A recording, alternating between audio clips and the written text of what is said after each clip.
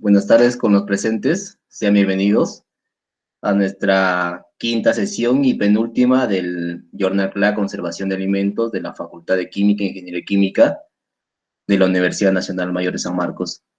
En esta oportunidad, nuestro miembro Gerardo Orihuela Iparraguirre nos presentará el tema Aplicación de los procesos de conservación en la industria alimentaria. Adelante, Anthony. Buenas tardes con todos los presentes, tanto a los miembros del club como también a las personas que están conectándose como personas invitadas. Le damos la bienvenida. Somos el Club de Conservación de Alimentos de la Facultad de Química, tal cual lo dijo César. En esta ocasión, esta semana, nos corresponde hablar de lo que viene a ser las aplicaciones de los procesos de conservación en la industria alimentaria. Esta sesión es presentada por el miembro Gerardo Orihuela. Gerardo, ¿puedes pasar a la siguiente slide, por favor?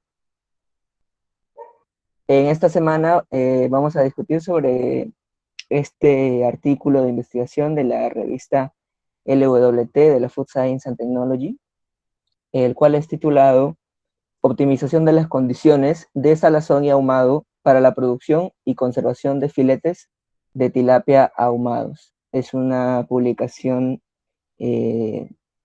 colombiana y bueno, entonces Gerardo, te damos el pase, por favor, a los asistentes, no olviden por favor mantener sus micros apagados y si hay alguna pregunta, duda o consulta, la puede dejar en el chat de esta sesión. Gerardo, puedes empezar. Muchas gracias, Anthony. Bueno, buenas tardes con todos. En esta ocasión vamos a presentar este artículo. Este artículo se realizó en Colombia.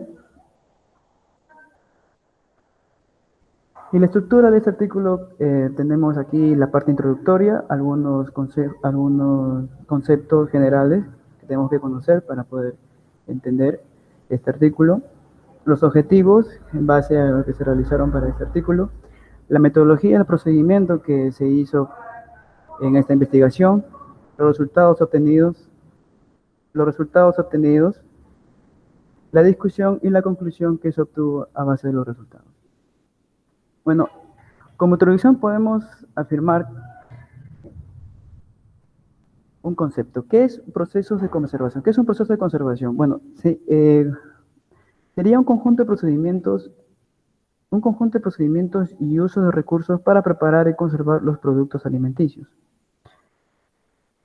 en el cual podemos mencionar algunos como por ejemplo la refrigeración, la congelación, la pasteurización, perdón.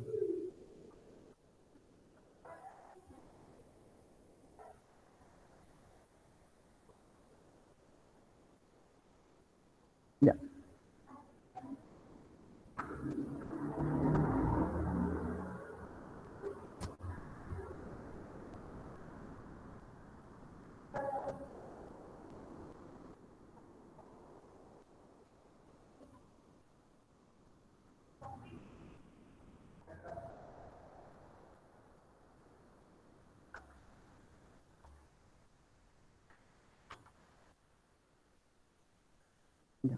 Mil disculpas, tuve algunos problemas técnicos. Ya, decíamos que podemos mencionar algunos, por ejemplo, la refrigeración, la congelación, la pasteurización, el salazón y también el ahumado, entre otros, ¿no? Tenemos aquí el proceso de conservación en la figura número 1, que es la salazón, que consiste en la adición de sal a los alimentos para tener un proceso, para tener la conservación correspondiente. Y también otro proceso acá en la figura 2, en el proceso de conservación ahumado, que es el proceso en el cual se se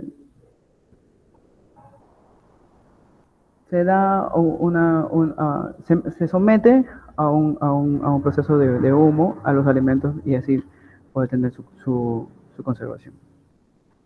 Bueno, tenemos aquí el salazón, el proceso de conservación, que consiste en la deshidratación parcial de los alimentos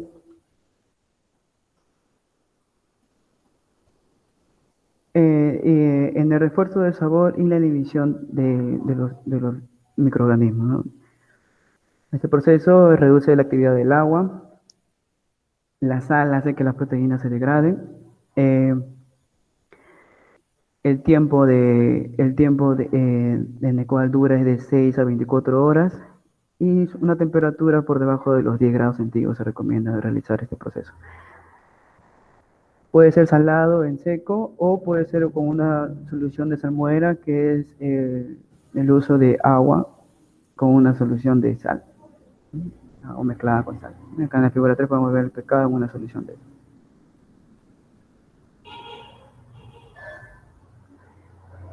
Tenemos aquí el ahumado, un proceso también de conservación, que consiste en exponer el alimento a una fuente de humo, en la cual proporciona una actividad antimicrobiana y también el aumento de la propiedad sensorial. Como ese producto es catalogado por el público, la gente, la aceptación que tiene en el mercado.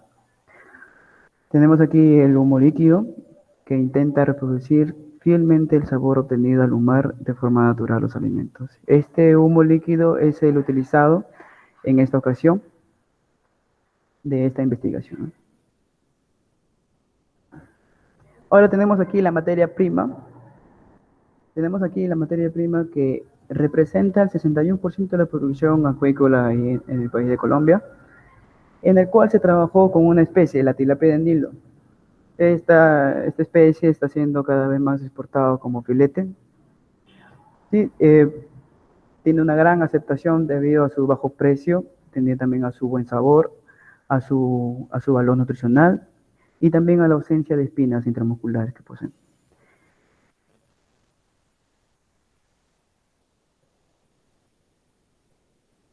En objetivos, bueno, los objetivos de este artículo, de esta investigación es identificar la concentración de sal, el tiempo de tratamiento y la técnica de aplicación de humo líquido, en adición de salmuera o también en aspersión, necesario para optimizar las propiedades físico-químicas, microbiológicas y sensoriales de los filetes de tilapia con sabor o ahumados, alrededor de un peso de 119 a 8,0 gramos.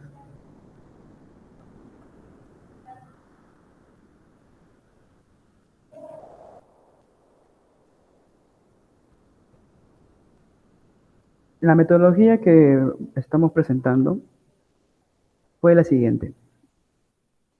Tenemos aquí la preparación de muestras y tratamientos. Se utilizó como materia prima los filetes de tilapia transportados, refrigerados. Estos fueron suministrados por la empresa Colombia Pez, en el cual se salaron en unas hormonas de 5 a 10% con cloruro de sodio,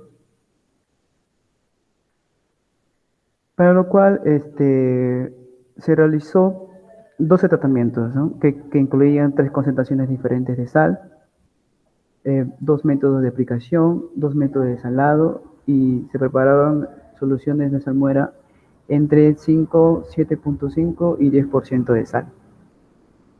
¿Sí? También se utilizaron una proporción de 1 a 2, el peso de filete por el volumen de sal y el volumen de salmuera. Y en los tiempos fueron también utilizados de 4 y 8 horas a 4 grados centígrados.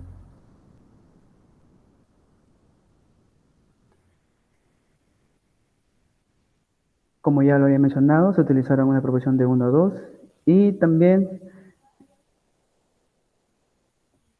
se ahumaron con humo soluble en agua a 2.8 grados por kilo. Los filetes se enjuagaron en una bandeja a 18 horas a 4 grados centígrados en una humedad relativa del 90%, en el cual aseguraron la distribución uniforme de la sal en el músculo del pescado y así evitar la formación de costras. La humedad de las muestras tratadas se redujo a un 60% en un rango de 24 horas, durante 24 horas, a una temperatura de 4 grados centígrados. Luego de ahí se eliminó el exceso de sal y se guardó en una bolsa plástica. Eso fue para su almacenamiento, en el cual la bolsa se selló y se mantuvo fresca y alejada de la luz. Luego de ahí se inspeccionó a intervalos durante 3 meses. En las determinaciones analíticas, tenemos que las muestras se sometieron a un análisis sensorial en el cual ellos determinaron la humedad, la grasa, la actividad del agua, el contenido de sal, el pH, el color, textura, degradación de la proteína y la grasa y su microbiología. Todas estas fueron determinadas para el estudio. La humedad y grasa se determinaron utilizando el método AOAC, perdón. Y la actividad del agua en las muestras se midió con un higrómetro, utilizando también en este caso vasos desechables, y las mediciones se realizaron a una temperatura de 23 grados centígrados.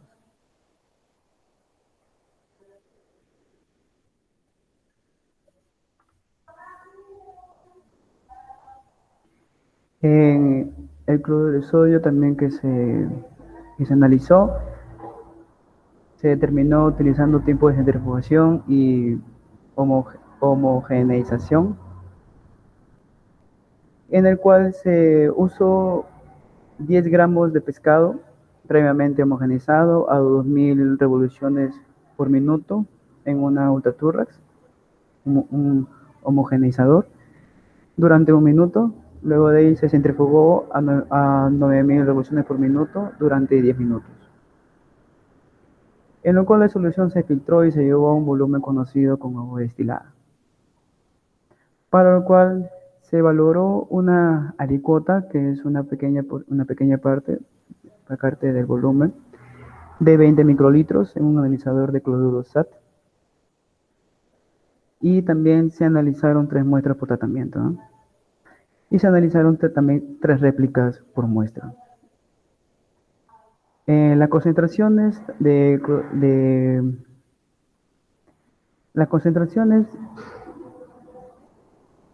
se calcularon de cloruro de sodio, se calcularon en una fase líquida y una base seca, en el cual para eso se utilizó las siguientes fórmulas. Y el cambio de masa total, para el cambio de masa total también se utilizó la siguiente fórmula en la parte inferior.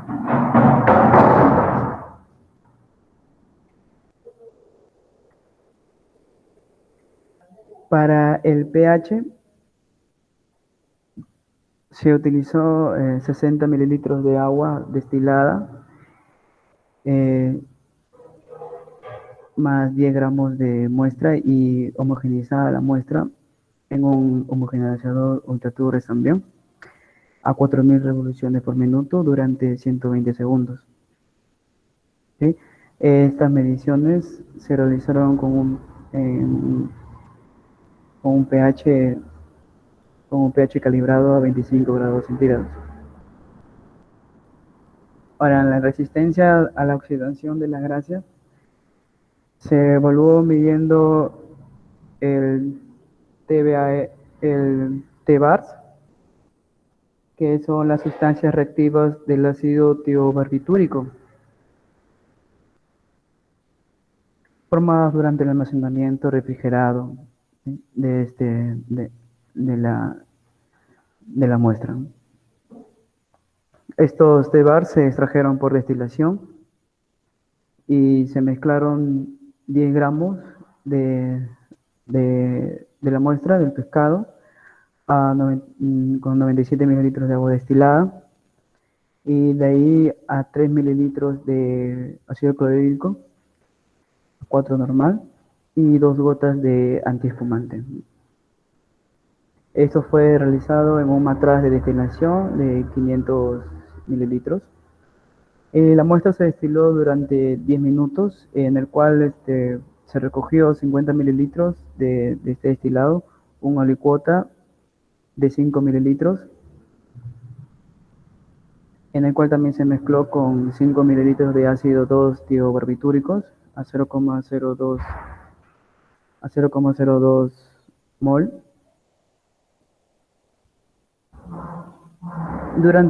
en un tubo de ensayo durante 45 minutos.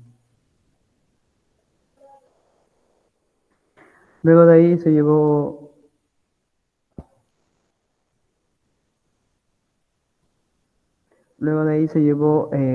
a un espectrofotómetro y se midió su absorbancia a 533 nanómetros.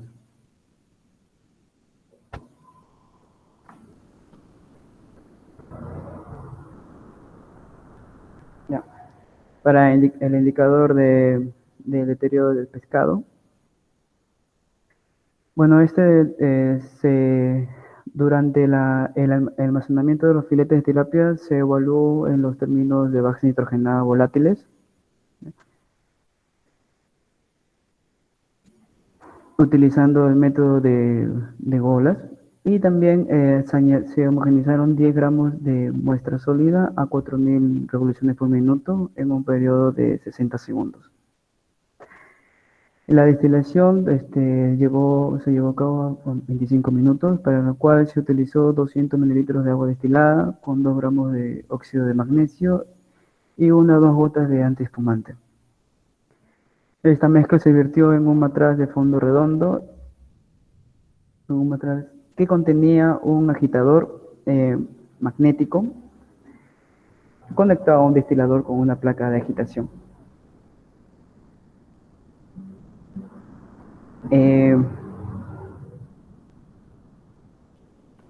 Luego de ahí se recogió una solución que contenía 25 mililitros de ácido bórico al 3% y 2 gotas de indicador de Tashiro.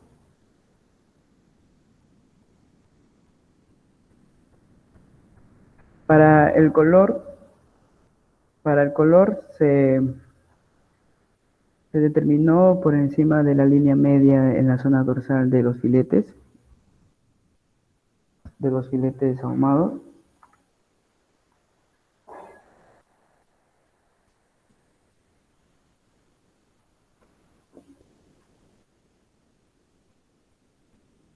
Se realizaron las mediciones repetidas en cada uno de los filetes.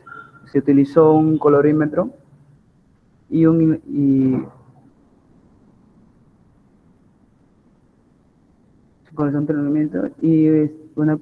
también una combinación con el dominante de 65.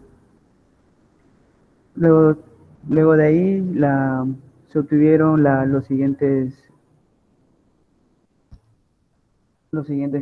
coordenadas, en el cual son la luminosidad, el eje verde-rojo, el eje azul-amarillo, el matiz y el croma, cada uno representada con las siguientes letras. Y para obtener el resultado de este análisis se utilizó las fórmulas siguientes, como están acá en pantalla en la parte izquierda.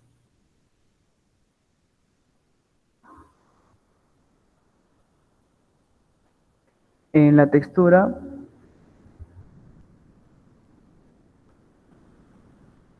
la resistencia del sellamiento, del corte, la fuerza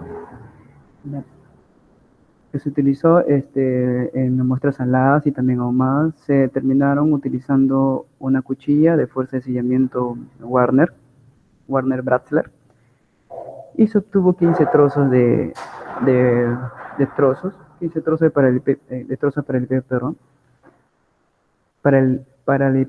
paralelepípedos, con una base de 2 a 3 centímetros. Y de ahí a una velocidad constante de 2 milímetros por segundo, a una temperatura de 23 grados centígrados. Este resultado se expresó en una letra que ya vamos a ver más adelante cuando llegamos a la parte de resultados. Para microbiología, en el sector de microbiología, se utilizó un kit de ensayo bioquímico, un Rapid One, en el cual se analizaron y se sometió a una prueba de Escherichia coli y también se evaluaron, aparte, el contenido de Staphylococcus coagulasa positivo, de Clostridium reductor sulfitos, presencia o ausencia de estos microorganismos, la salmonela y la Listeria monocitogenes y el Vibrio cholerae. Todos los análisis se realizaron por triplicado. O sea, 3 veces tuvo que ser analizado estas muestras. En las propiedades sensoriales se realizaron en filetes tratados que cumplían con los requisitos microbiológicos para el pescado salado y también ahumado.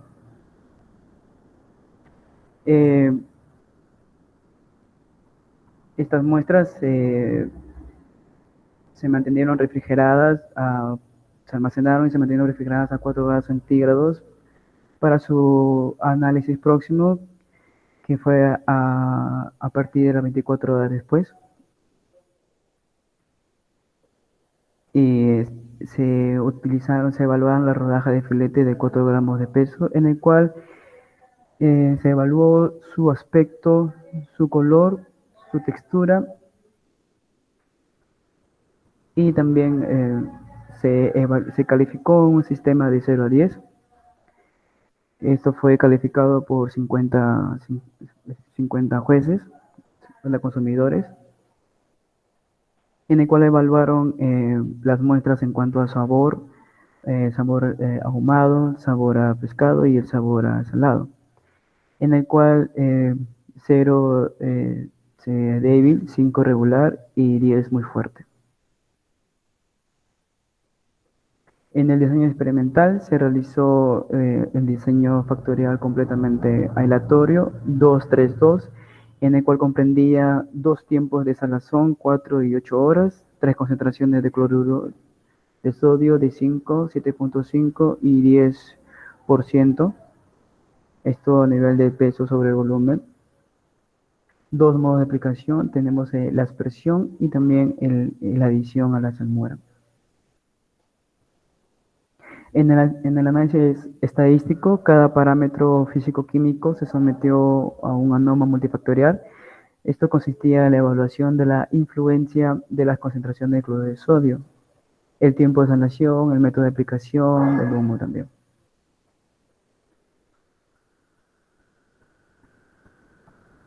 En los resultados tenemos lo siguiente.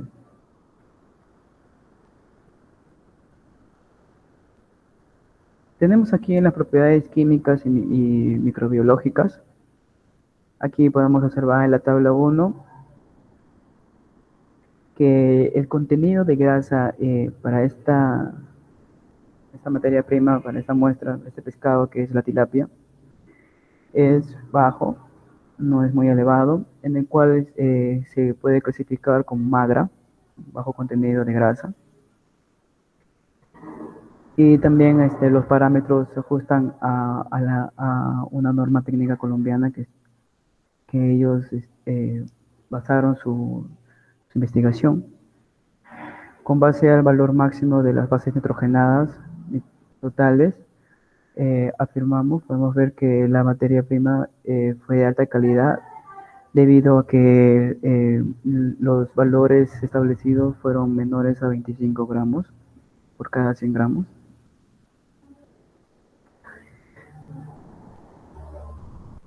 Y aquí este análisis de contenido de humedad también podemos ver.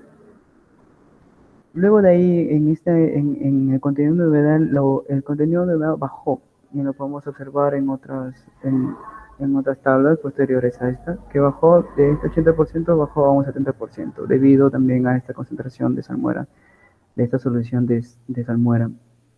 y también con en los análisis de contenido de humedad y gracias sus resultados sugirieron una buena higiene. Tenemos aquí el contenido porcentual de sal.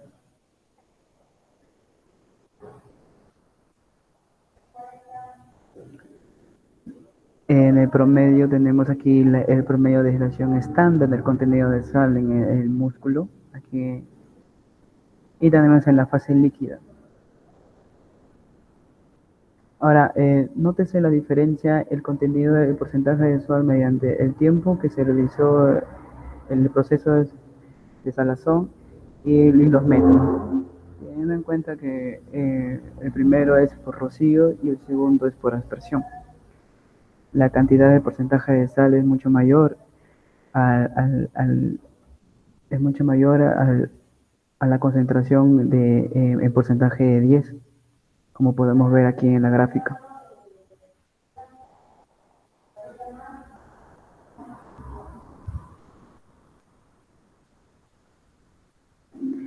Tenemos aquí en la tabla, en la siguiente tabla de la caracterización de los filetes salados ahumados, que en la tabla 2 hay una muestra de resultados de la ANOVA multifactorial que se realizó. En esta tabla hubo diferencias significativas entre los contenidos de cloruro de sodio, de la fase líquida del pescado y del músculo durante la salazón.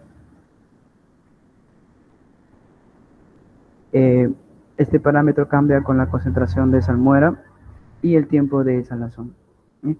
En la en la fase líquida tenemos que hay fue significativamente mayor en la muestra de la tabla a un 10%.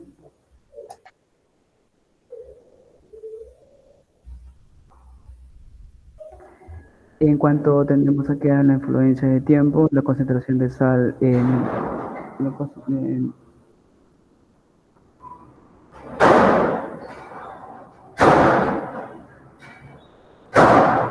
la concentración de sal aquí en seco en el músculo.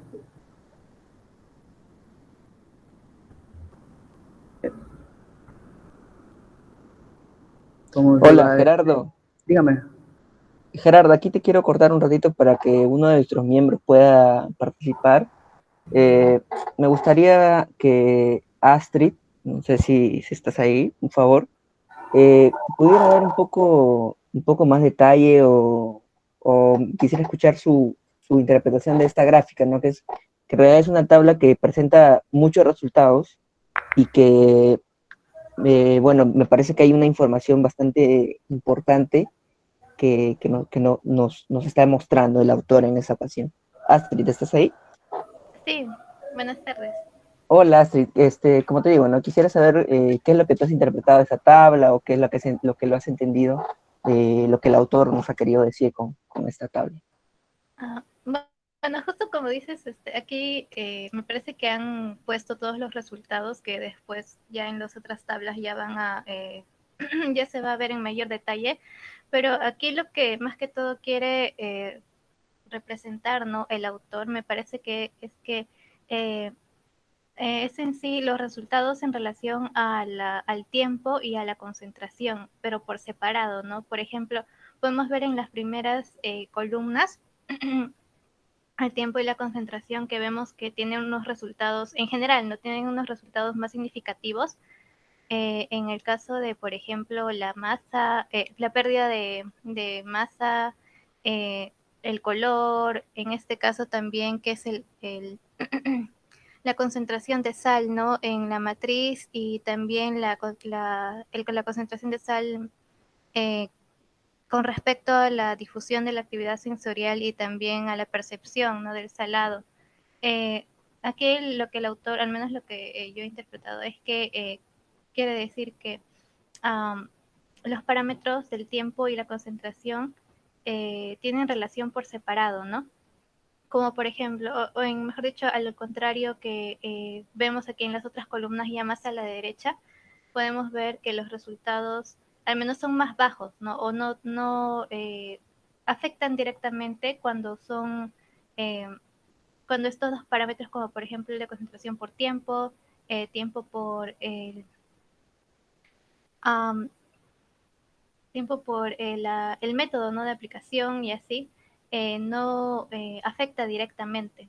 Eso es lo que yo he podido evidenciar más que todo por los resultados, porque hay un mayor resultado, ¿no? Como te digo, en los parámetros por separado y especialmente por el tiempo de la salmuera, ¿no? Aplicado el tiempo de la aplicación de la salmuera y la concentración. Exacto, ¿no? Esta tabla es más o menos como un resumen de algunas propiedades en cuanto a lo que es el análisis de varianza, ¿no? De la ANOVA, en el cual, tal como lo decía Astrid, se explica o más o menos se dan las interacciones que hay entre los factores de los tratamientos, ¿no? Como son la concentración, el tiempo y el tipo de aplicación de la salmuera. Acá es importante mencionar que en el caso de investigaciones cuyo objetivo es optimizar, siempre tienen que haber este tipo de tablas, ¿no? Tal cual nos muestra, en este caso, los autores colombianos, en el cual tiene que haber, obviamente, una interacción entre los factores independientes que ellos han propuesto y también los factores y los resultados, ¿no? Las variables dependientes. Obviamente, en una optimización siempre, bueno, en mi caso, lo que yo más he visto en el caso de optimizaciones son a veces estas gráficas de superficie de respuesta, ¿no? Que nos muestran el caballete, el gran famoso caballete, pero en este caso, en esta investigación, me parece que no ha sido de esta manera, sino simplemente nos muestran ANOVA, bueno, con el objetivo, ¿no?, de resumir las interacciones entre los factores. Bueno, si algún otro miembro tiene alguna opinión sobre esta tabla que nos está mostrando Gerardo en esta ocasión, no sé si tienen alguna otra opinión. Si no, en todo caso, Gerardo, puedes continuar. Ya, muy bien.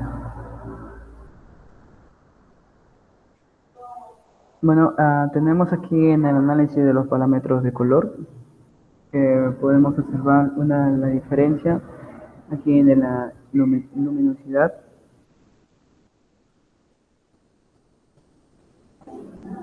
y el matiz que hay en las muestras sin procesar. Nótese aquí en las muestras sin procesar que la luminosidad es mucho mayor y también el matiz es mucho mayor a las muestras procesadas en salmuera.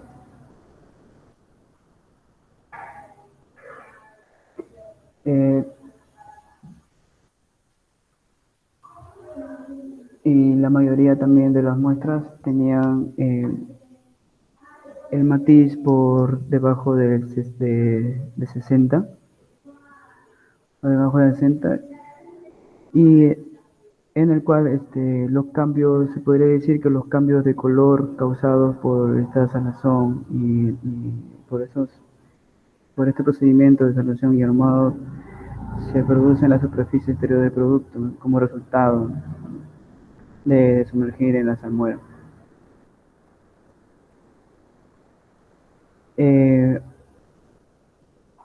Tenemos aquí en el análisis de contenido de masa que podemos ver hay una pérdida de masa de pescado en el cual esta se produjo por el incremento de la concentración de salmuera y el tiempo también de salación, como podemos ver aquí en esa imagen, al 10% por el circulito y el 10% también, en el cual fue el método por aspersión y adición de la salmuera. Y esto alcanzó su tiempo máximo su valor máximo en 8 horas, en el tiempo de 8 horas. Y por otro lado, en el lado izquierdo tenemos aquí que esta edición del humo y esta adición del humo líquido a las almohadas dio lugar a menores pérdidas de masa, más sobre los filetes previamente salados durante 4 horas que se ponen. Debo ver que aquí, cuando se hizo la expresión y la edición de la salmuera, hubo una pérdida de masa. Pero cuando se realizó la adición del humo líquido en la salmuera, por otro lado, por el otro resultado, hubo una disminución de la pérdida de masa. Gerardo, acá te quiero cortar un momentito, por favor. Me gustaría regresar a la diapo del color. Ahí, exacto. Aquí me gustaría que también tal vez uno de los miembros pueda tal vez un poco ahondar más sobre las mediciones de color, colorimetría, ya que, bueno, durante nuestras sesiones previas hemos visto, ¿no?, que el color es un factor bastante importante que siempre se tiene en cuenta, bueno, obviamente dependiendo de la matriz con la que se trabaja. Me gustaría tal vez que por ahí Alexia, no sé si está ahí escuchándonos, tal vez ahí puedas dar una opinión sobre esta gráfica, ¿no? En este caso estábamos hablando de peces ahumados, ¿no? Eh, Alexia, tal vez nos puedes compartir qué has interpretado, ¿no?, de esta tabla.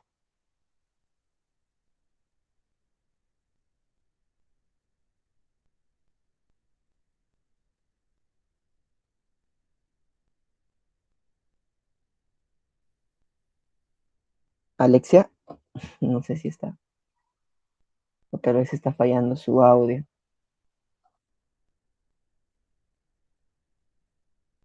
Bueno, en todo caso, vamos a esperar que Alexia se presente para la siguiente pregunta y, y lo vamos a pasar para Kenji. Kenji, no sé si me estás escuchando.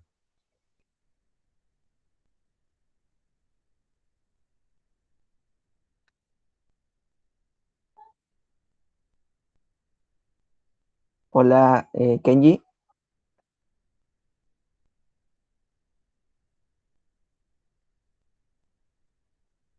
No sé si se me está escuchando o no. Gerardo, ¿me puedes confirmar? ¿Se escucha? Sí, sí, se escucha. Bueno, parece que están tal vez con problemas de audio. En todo caso, decía, ¿no?, que la determinación del color o todas las respuestas que tengan que ver con el color son muy importantes, ya sea en cualquier espectro que se planteen, ¿no? En este caso, la mayoría de autores siempre utilizan el LAB eh, para representar, ¿no?, la luminosidad y los rangos de colores tanto de A y B, ¿no? A más, A menos, B más, B menos. Sin embargo, hay otros aspectos del color que también son importantes, como en este caso han utilizado el croma y también el H, me parece, ¿no? Sí, el HUE. Sin embargo, también es importante mencionar que hay otros espectros de color que también se pueden utilizar, como el RGB o el HSV también. Eh, para aquellos que están interesados tal vez en hacer algunas investigaciones o eh, variables dependientes relacionadas con el color, bueno, es muy difícil en realidad si el laboratorio con el que estás trabajando no tiene implementado o no tiene un colorímetro decente, si se podría decir, ¿no? En realidad, trabajar con técnicas de color es muy complicado. Sin embargo, como investigadores que podríamos llegar a ser, hay que buscar la salida, ¿no?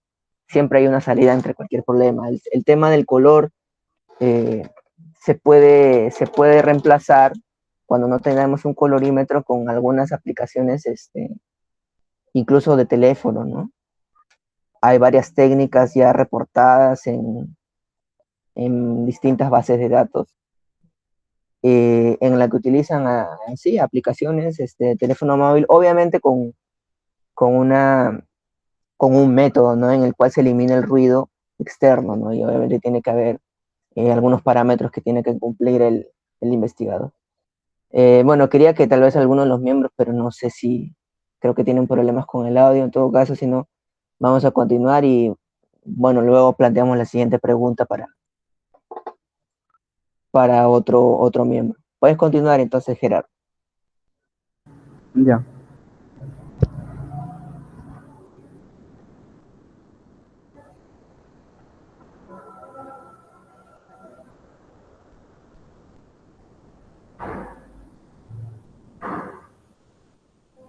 Ya, tenemos aquí en el análisis de contenido de humedad,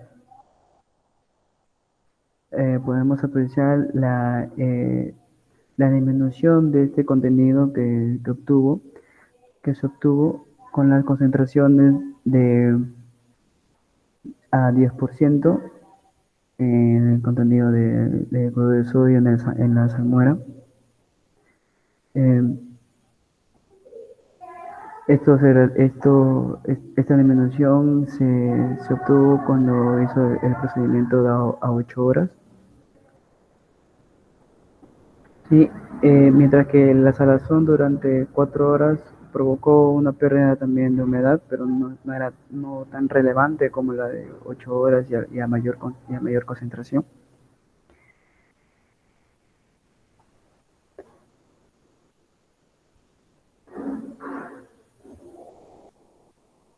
Tenemos aquí la siguiente figura, la actividad el análisis de la actividad acuosa, en el cual se produjo la mayor reducción de la actividad acuosa a un 0,954.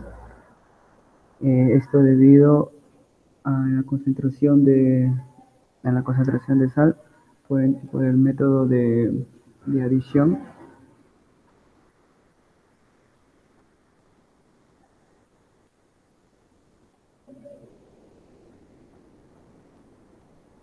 Esto atribuye a esta reducción a un mayor contenido de sal en el músculo y a su pérdida también de agua por efecto de la salazón. Tenemos aquí en el análisis de la fuerza de desviamiento. Aquí en esta tabla vemos que la fuerza de desviamiento fue significativamente diferente. Esto fue representado por los resultados de este análisis fue representado por esta letra, la letra N, en el cual entre los tratamientos estuvo influenciado por la concentración de salmuera, en el cual la fuerza fue mayor en los filetes tratados con la concentración de salmuera de 7.5 y al 10% que en los tratados al 5%, ¿no? La fuerza de corte fue mayor para estas muestras tratadas, que para los filetes sin procesar. La diferencia fue considerable, la diferencia de fuerza realizada.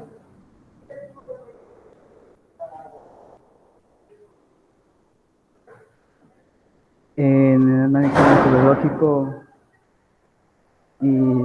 y sensorial, tenemos que nos muestra los recuentos microbianos de las muestras sometidas al análisis sensorial. Se puede observar que las muestras tratadas con un 10% de salmuera a un tiempo de 4 horas y a un 7,5% a un tiempo de 8 horas cumplían con las normas para, para el pescado ahumado. Esto quiere decir que el salazón y el pescado se realizaron en condiciones higiénicas. Viendo la tabla, tenemos un total de coliformes menor a 3, justamente también de igual manera en la concentración de 10, en la concentración de 7,5, en los diferentes tiempos.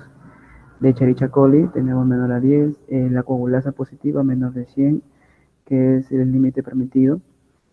Igual, por ejemplo, también tenemos de la salmonella y biodegradación que se mantuvo ausente en este análisis.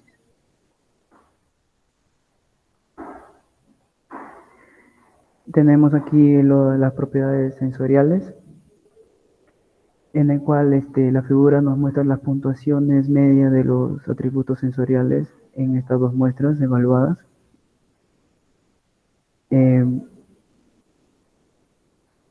Vemos acá la apariencia, el color, la textura, la aceptación, en el cual hubo una aceptación favorable en los dos métodos de 4 horas a 10% y en 8 horas a 7%. Estos dos métodos tuvo una aceptación más favorable por los jueces que tuvieron este trabajo de evaluar estos filetes. Hubo unas puntuaciones recibidas por los diferentes jueces que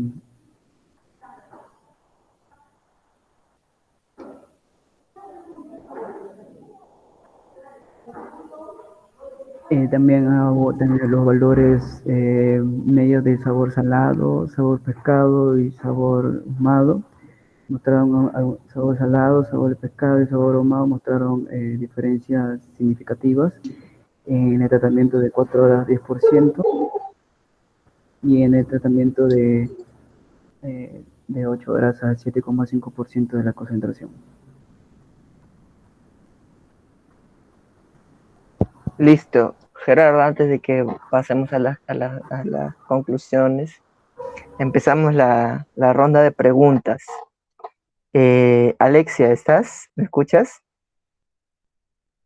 Si no me Sí, escuchas. ¿me escuchan? ¿Me escuchan? Sí. ¿Sí o no? Ya, disculpe, es que estuve teniendo problemas con el equipo estas últimas semanas y a veces capta el audio como a veces no, lo siento. Bueno, yo tenía una duda respecto a la aplicación, o sea, en cuestión de que ya se ve de que, o sea, hay un mercado para este producto con la exportación, la aplicación que podríamos decir entre las mejores encuentra uno que te da mayor aceptación con menor tiempo de aplicación de la del tratamiento. Quería saber según lo que se ha expuesto, que ¿cuál sería la contraparte que tú verías o sea, si es que piensas que hay alguna en este tratamiento? Bueno, cuando se realizó este procedimiento, los filetes de pescado a mayor concentración durante más tiempo, a una concentración de 10% y a un tiempo de 8 horas no fueron sometidos a prueba debido a que la cantidad de sal era demasiada alta. La contraparte, se podría decir, de este método es la cantidad, la concentración de sal que puede tener para realizar este procedimiento. Y debido a eso no sería aceptable, ¿no? No sería aceptable hacia el mercado o hacia el público en general debido a ese problema. De tener mucho cuidado que al momento de realizar esta técnica, este procedimiento, en la concentración de sal. Sí, justamente por ese lado y iba, porque por ejemplo acá, bueno, como conocemos, no sé si se han comido sopa con charqui, que es carne salada, por ejemplo, que es, bueno, por ahí se va con la idea, pero por ejemplo yo tengo un paquete hipertenso y se tiene que controlar bastante cuando se cocina así. Entonces lo dejan remojando en agua bastantes horas para que baje su concentración de sal que tiene ahí producto para que no pueda causar cualquier bueno episodios que pueden sufrir los hipertensos en este caso. Bueno, esa era mi pregunta. Exactamente, ¿no? Justo la última oración que decía Alexia, el caso de la hipertensión, ¿no? El consumo de sal está muy relacionado con la elevación de esta, bueno, ¿cómo se le dice? Bueno, un problema, ¿no? De salud. Y también esta pregunta me parecía muy interesante, ¿por qué? Porque en el caso de las optimizaciones, como le mencionaba, a veces para el investigador es muy complicado, o bueno, si no está bien definido, decidir por el tratamiento, por más de que uno se deje guiar ¿no? por los resultados que le demuestran, ¿no? Porque a veces uno tiene que decidir entre si es mejor, por ejemplo, en este caso concreto, ¿no? En el caso que son alimentos, ¿no? Para consumo. Decidir entre la aceptación sensorial o la aceptabilidad que tiene por parte del consumidor o por el mejor conservamiento, ¿no? Entonces ahí hay que encontrar un punto medio, punto de equilibrio, en el que no se pierdan, bueno, no se pierda mucho tiempo o muchas propiedades de conservación, y tampoco es que el consumidor no lo acepte, ¿no? Porque al final para eso es para eso es lo que se hace la investigación, ¿no? Que finalmente llegue a alguien. Bueno, muy interesante la pregunta de Alexia. En este caso ahora vamos a ver si está presente Kenji, no sé si me escuchas. ¿Qué tal? Buenas tardes. Sí, sí te escucho. Hace un Hola, momento tuve... Kenji.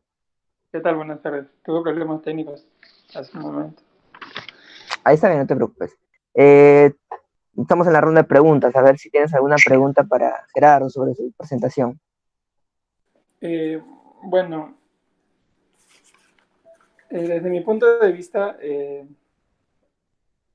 se puede ver de que, bueno, en los resultados, más que todo microbiológicos, el recuento y la detección de microorganismos, digamos, está bien, por decirlo así, ¿no? O sea, está bien, o sea, cumple con los parámetros microbiológicos que te pide la norma, en este caso colombiana, para lo que es la tilapia, ¿no? Los filetes de tilapia. Ahora, bueno, mi pregunta va más que todo a por qué, bueno, hemos venido revisando, ¿no? Diversos artículos de investigación en el cual, en la parte de microbiología, se hace un conteo o una detección de determinados microorganismos de acuerdo a la materia prima, ¿no? En unos casos se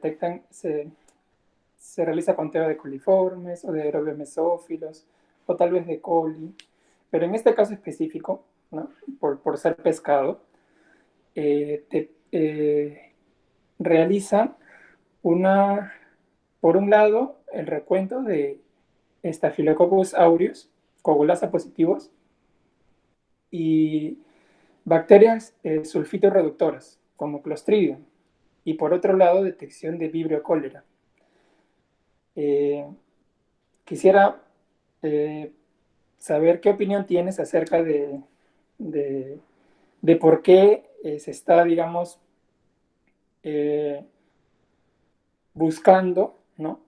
El recuento o la detección de este tipo de microorganismos que no hemos visto en investigaciones pasadas, ¿no? ¿Por qué necesariamente estas bacterias? Y ¿qué relación tienen con la materia prima que es el pescado, pues, ¿no? La tilapia. Bueno, se tiene en consideración la Staphylococcus coagulasa positivo, ya que es una de las bacterias que podría decir más peligrosas para la industria alimentaria, ya que puede ocasionar algunos problemas, algunas infecciones, debido a la toxina que ellas segregan, ¿no? Unas toxinfecciones, en el cual puede tener unos cuadros clínicos severos, llamado, por ejemplo, gastroenteritis y todo lo demás. Y por eso es por eso la que están siendo evaluados y siendo analizados si hay presencia de esta bacteria. También el cólera, también es otro patógeno también que todos conocemos que se genera por la deshidratación ahí de la persona afectada por intermedio de ese microorganismo. Más que nada por salubridad se analiza si hay presencia de estos microorganismos. Claro, o sea, pero mi pregunta básicamente va, digamos, ¿por qué en el pescado necesariamente este tipo de bacterias se está buscando, digamos, el conteo o la detección de este tipo de bacterias en específico que no hemos visto antes, ¿no? ¿Y por qué no, digamos, pseudomonas o por qué no otro tipo de bacterias, ¿no? O sea, básicamente, Vibrio, Clostridium, ¿no? Y bueno, y Staphylococcus que lo acabas de mencionar. ¿Por qué este tipo de bacterias en este tipo de producto? ¿No? O sea, a esa más que te digo mi pregunta, porque sí es cierto de que generan, pues, ¿no?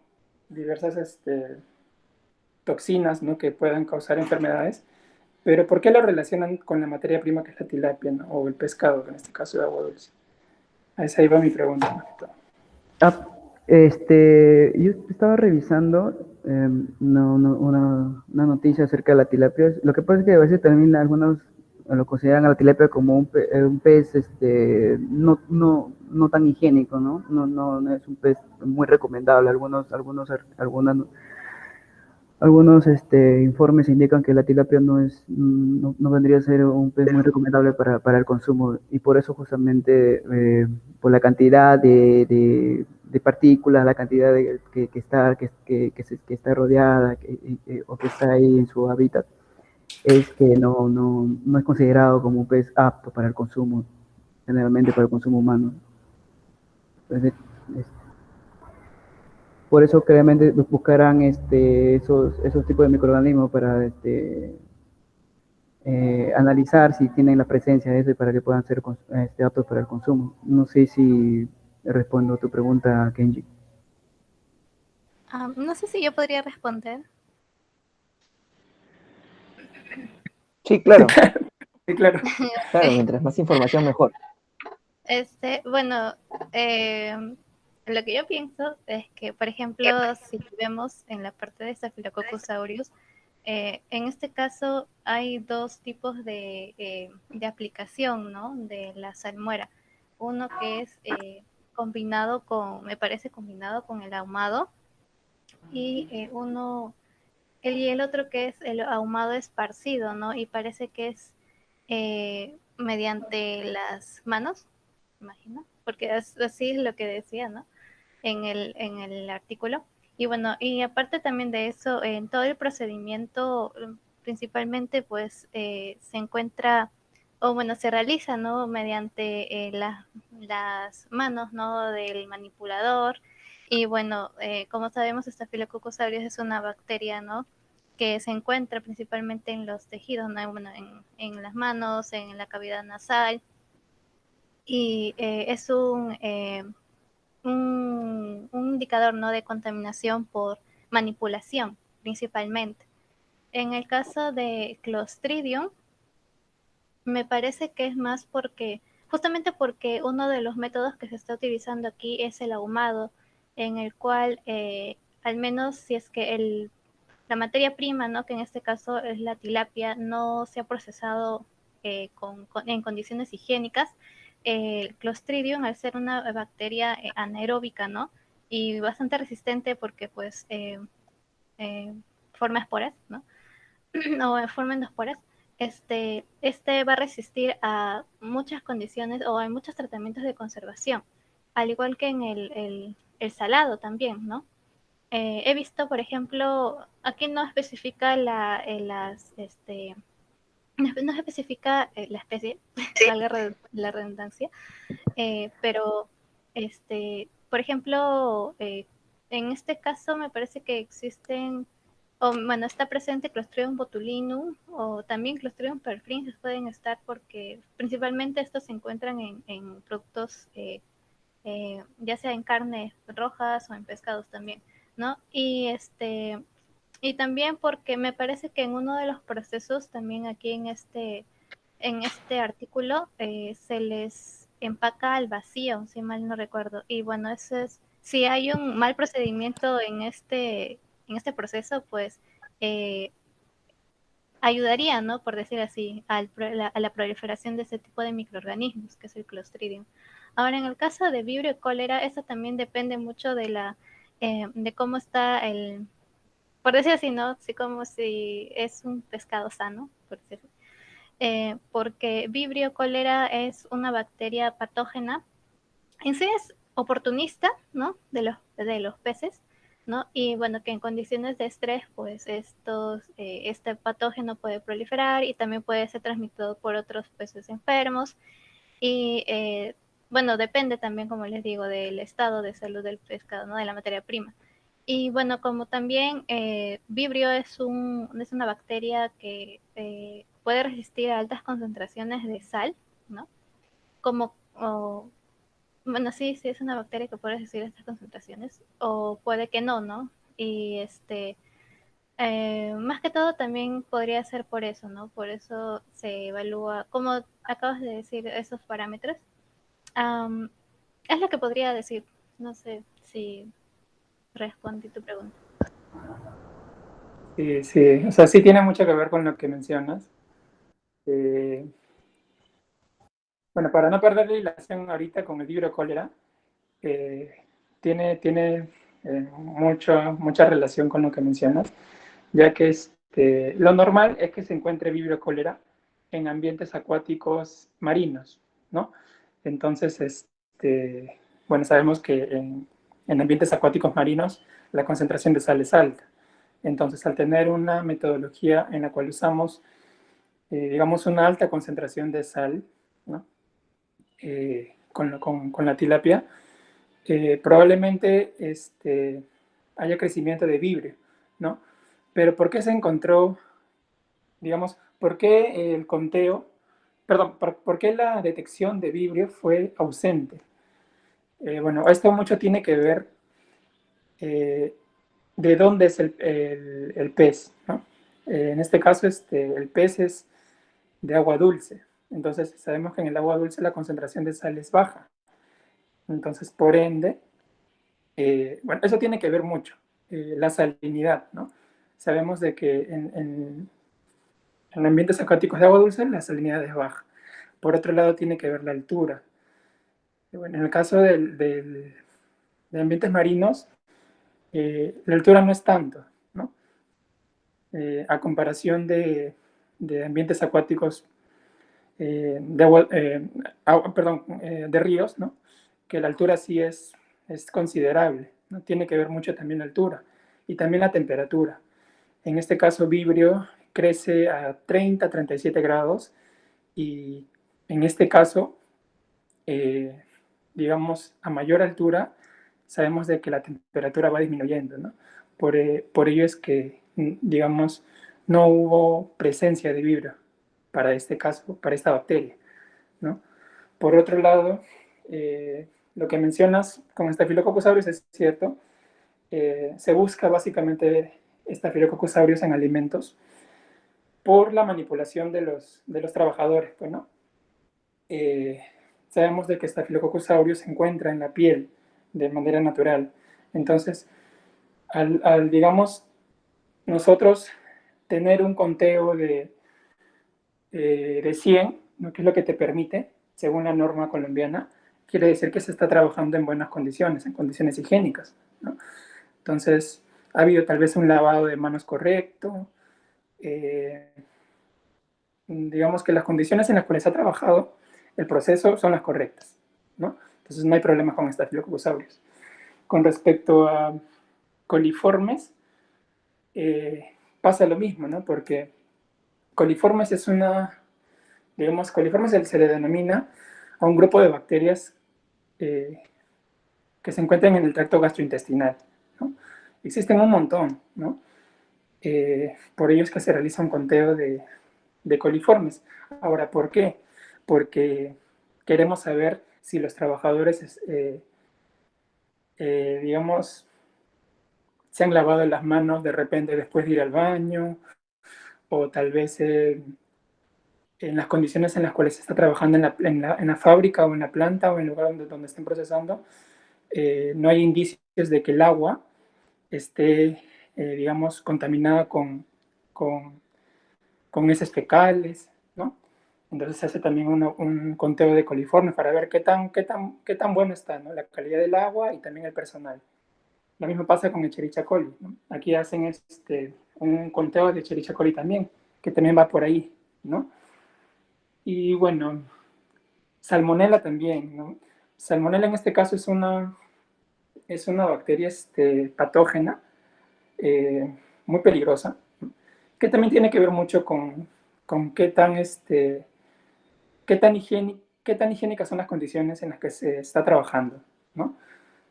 Pero en este caso es un poquito más crítica que coliformes y E. coli, porque generan toxinas que causan más daño, ¿no? Y bueno, aquí en este cuadro que puedo ver, no incluyeron listeria, pero lo mencionan como parte de la metodología, si no me equivoco, a listeria, ¿no? Que es la última que no está en el cuadro. En este caso se busca listeria porque a la listeria le gusta vivir en ambientes fríos, ¿no? Entonces, a estos pescados a los cuales se le va a someter a tratamiento de salado y de ahumado, se va a tener que en algún momento congelar o refrigerar, ¿no? ¿Y qué pasa si nosotros lo refrigeramos o lo congelamos mucho tiempo? Por ejemplo, que lo normal sea una semana de refrigeración y luego digamos, se consuma. Pero ¿qué pasaría si se congela por 2, 3 semanas o un mes? El exceso de esta conservación, digamos, favorece el crecimiento de listeria, porque a listeria le gusta, digamos, vivir en ambientes muy fríos, ¿no? Y sobre todo cuando hay conservación por mucho tiempo, ¿no? Eso es lo que puedo acotar. Muy interesante, chicos, la discusión. Me ha gustado ahí el debate. Simplemente para acotar, Kenji sí está listeria dentro de los análisis. Me parece que está en la tercera fila. Acá lo estoy viendo en la tabla.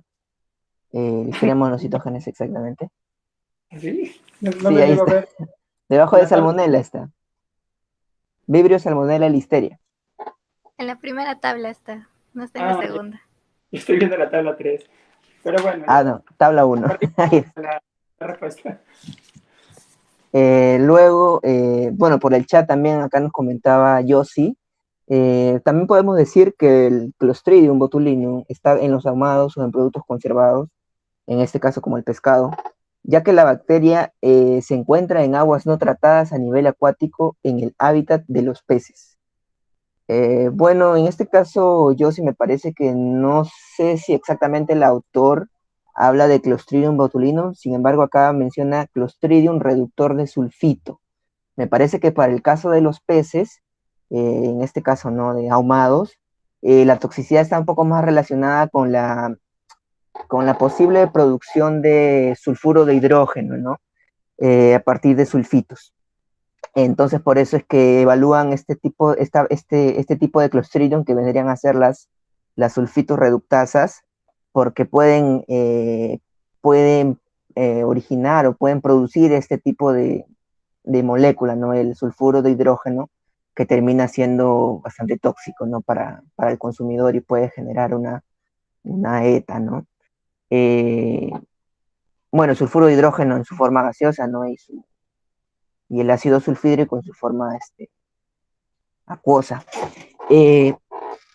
También habría que decir que muy, muy interesante las opiniones de tanto de de Astrid como de Kenji sobre el por qué, ¿no? El por qué se analizan este tipo de bacterias dependiendo de la materia prima, tal cual lo mencionaba Kenji desde el inicio de su participación, que en realidad dependen mucho del origen, ¿no? De la materia prima. Bueno, Staphylococcus aureus también habría que ahí sí relacionar un poco más al caso de que son coagulasas positivas. Ahí sí un poco yo estoy un poco perdido porque ya no sabría ahondar más sobre ese tema, pero también sería interesante porque en realidad está la especie, ¿no? Y sus respectivas cepas, ¿no?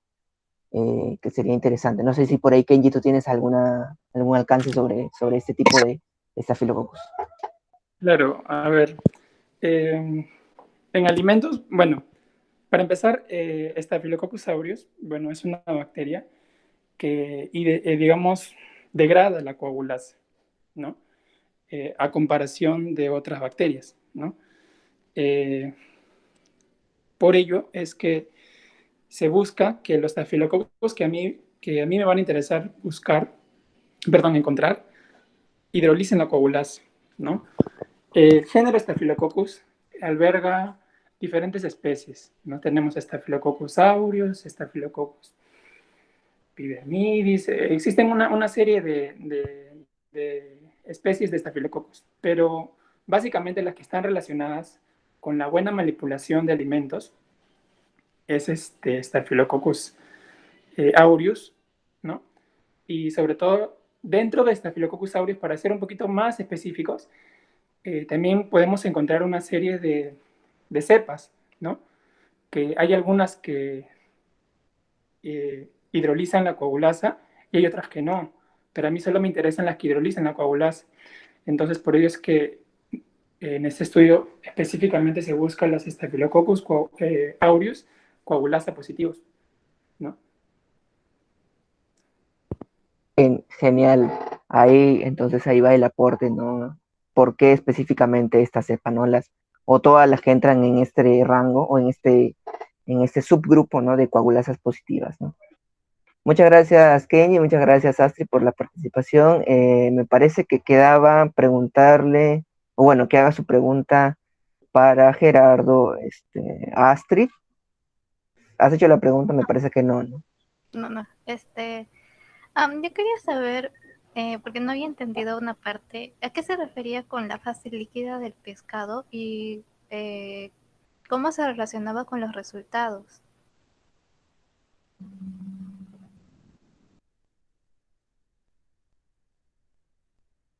Gerardo, para que puedas responder la pregunta, por favor. La fase líquida es cuando es el método en el cual se realizó. Hay una fase líquida en el cual se adicionó el humo líquido a la salmuera. Y esto generó que en los resultados haya en la concentración a 10% y en el tiempo que se realizó de 8 horas hubo una mayor aceptación en las propiedades sensoriales. O sea, la fase líquida era La nada más el adición, procedimiento del ahumado en líquido. la salmuera agregaron el humo líquido a la salmuera y en el cual en los resultados se vio que a, a 7,5% de concentración de sal y a 8 horas, a 4 horas del procedimiento se obtuvo una mayor aceptación.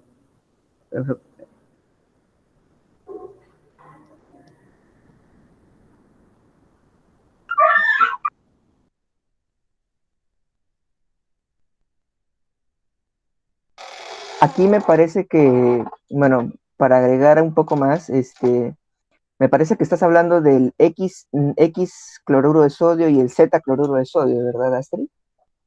¿O me estoy confundiendo? Sí, Z-cloruro de sodio. Ah, ya.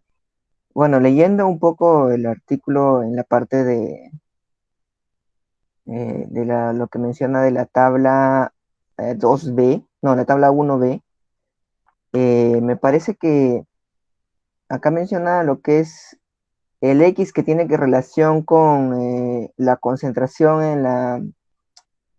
en la parte muscular de la carne, el filete, y el Z, cloruro de sodio, está relacionado con la fase líquida, ¿no? Como mencionaba. No estoy seguro, pero bueno, como todas las carnes, ¿no? Tienen una parte sólida, que vendría a ser el músculo, y una fase líquida que vendría a ser lo que libera el músculo, ¿no? Como se podría decir, el juguito, ¿no? Así comúnmente hablando.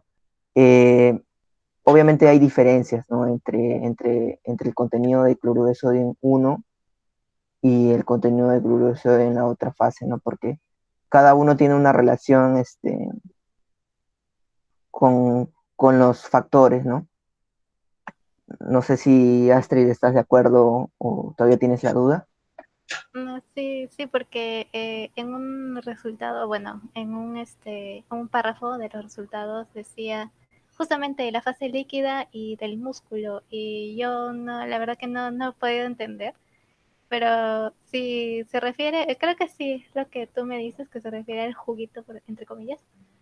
Ahí sí ya podría estar más, ya estaría más entendible. Anthony, Claro. Sí, César, dime.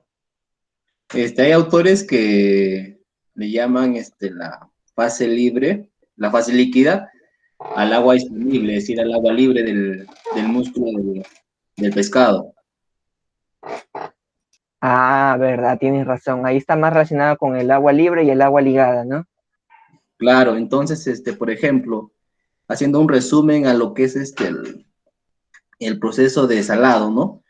Hay que ponerse en el caso, digamos, hipotético que se mezcla pescado y sal, ¿no? Para hacer el salado. En este caso vamos a hacer un salado seco, que solamente se le agrega sal. Luego de unas horas, en el recipiente voy a encontrar mi pescado más mi sal más el agua. ¿Por qué? Porque la sal va a extraer esa agua, ¿no? Va a extraer esa agua presente dentro del músculo en este caso, de mi pescado. Claro, Más que lo va a todo, deshidratar, ¿no? claro, exactamente. Lo que va a hacer las sales, va a ingresar, ¿no? Al interior del músculo y mediante una fuerza de ósmosis y por difusión, ¿no? Lo que va a hacer es extraer esta agua libre esta fase líquida, ¿no? Que se encuentra dentro del pescado y finalmente, ¿no? Ahí ocurre el proceso de deshidratación, pues. Entonces, y si, digamos, queremos hacer un proceso, digamos, más extremo, ¿no? Podemos coger una prensa, presionar la carne del músculo y igual va a salir una fase líquida. Claro, exactamente. Entonces, eso, claro, es el agua, la fase líquida, ¿no? El agua libre también, como se menciona en algunos casos.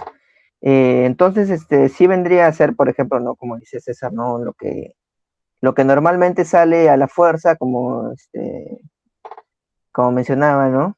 O también en función del tiempo, también este músculo, por la concentración de sal, va a terminar liberando una cantidad de agua y también una cantidad de sal disuelta, ¿no? En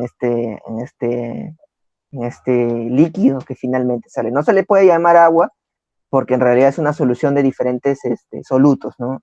Ahí puede haber Claro, otros proteínas, minerales, ¿no? grasas. Proteínas, exactamente, ¿no? O sea, por eso se le llama fase líquida, ¿no? Porque no es solamente agua. Bueno, no sé si está Nicole también, me parece que tuvo que salir, porque vi que salió. No está. En todo caso, ya que César estás aquí activo, ¿no? En la sesión. A ver, César, si le echas una preguntita a Gerardo. Ah, ya está bien. El autor básicamente nos habla de dos métodos, ¿no? Lo que es el salado y el ahumado, ¿no? No sé si nos podrías, explicar un poquito, Gerard, más o menos cómo es que, digamos en pocas palabras, resumiendo, qué otro método, digamos, quizás el autor no lo menciona, pero lo podemos deducir que se da dentro de estos procesos, ¿no? Entre el salado y el ahumado.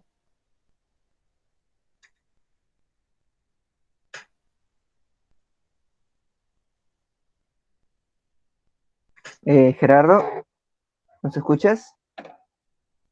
Sí, sí, ¿me puedes repetir la pregunta, por favor? Ya, te repito. El autor menciona dos métodos bien claros, ¿no? El salado y el ahumado, ¿no? Pero yo veo en este proceso, de forma, digamos, indirecta, el autor no lo menciona, veo otro método que está incluido. No sé si podrías deducir o quizás tener una idea más o menos de otro método, también podríamos incluir que se está dando, pero que se no ha mencionado por dentro del paper.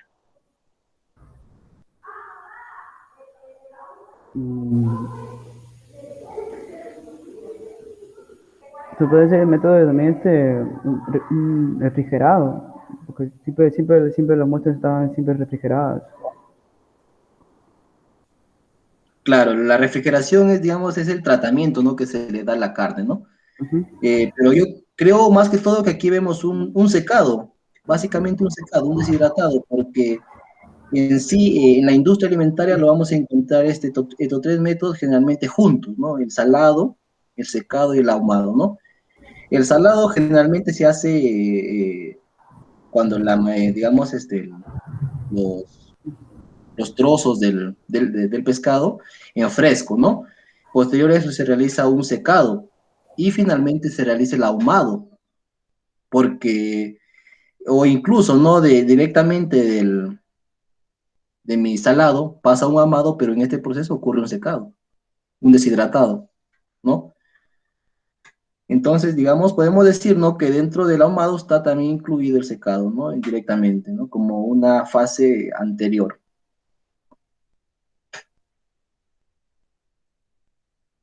Sí, Eh, exactamente, César. Ahí me parece que está interesante la pregunta porque ¿por qué se utilizan dos procesos de salazón, uno, y de ahumado, otro, ¿no? Me parece que cada uno tiene una, un objetivo, ¿no? En este caso, la salazón, para tanto para agregarle un poco de sabor salado, ¿no?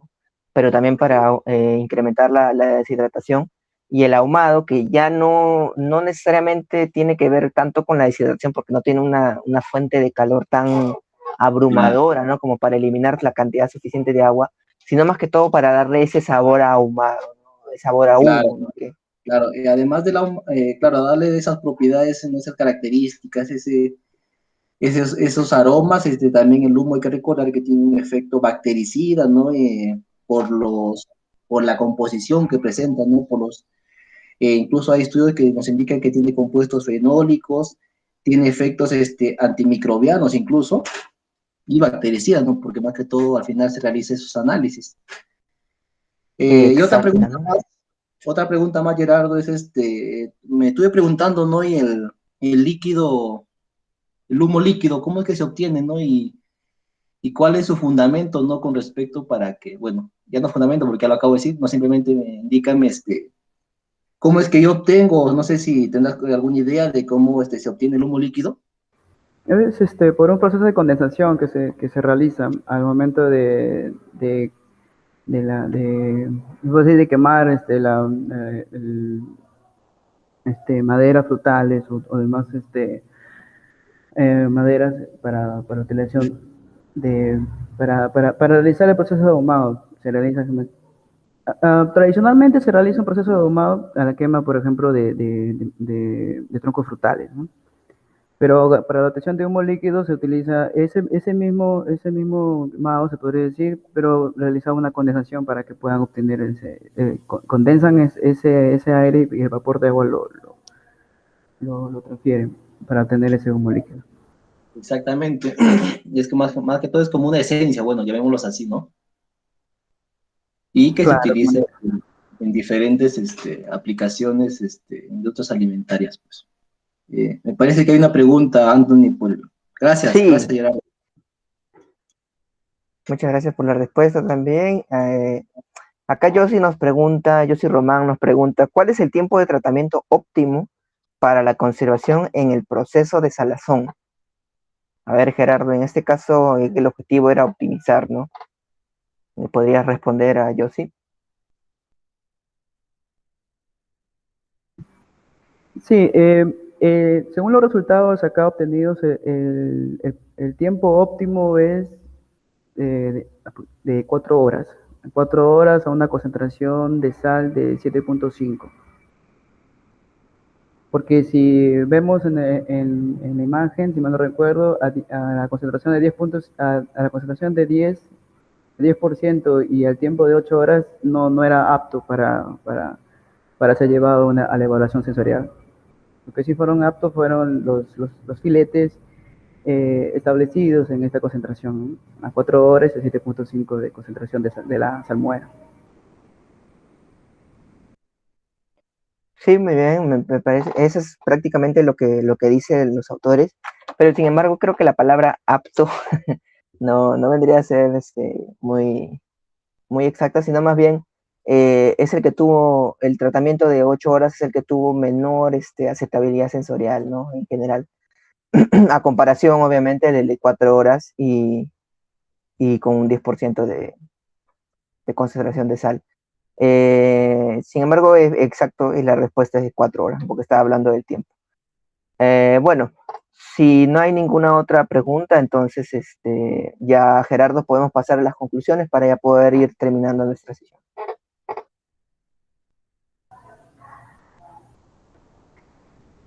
Ya, muy bien.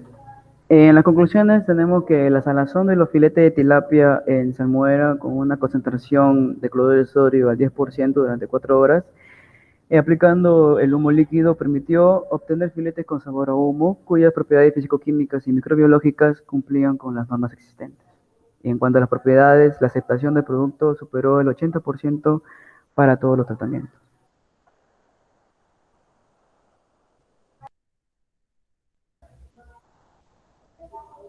Listo. Esas vendrían a ser las conclusiones, tal cual, ¿no? El tiempo de lo que mencionan los autores. Entonces, chicos, bueno, Gerardo, muchas gracias por la presentación. Esperemos y gracias a los miembros también por estar presentes, a César también, y también a las personas que están aquí, han estado aquí acompañándonos en nuestra sesión abierta al público. En 2 semanas vamos a tener una nueva sesión abierta al público, así que estén atentos. Bueno, César, culminamos entonces nuestra sesión. Muchas gracias a todos por estar presentes.